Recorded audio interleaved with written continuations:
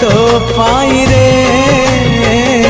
ओ साथी रे सुंदरी मोहेली आज तो सिंदूर रे धरा पड़ी गई आज तो ओढ़णी रे।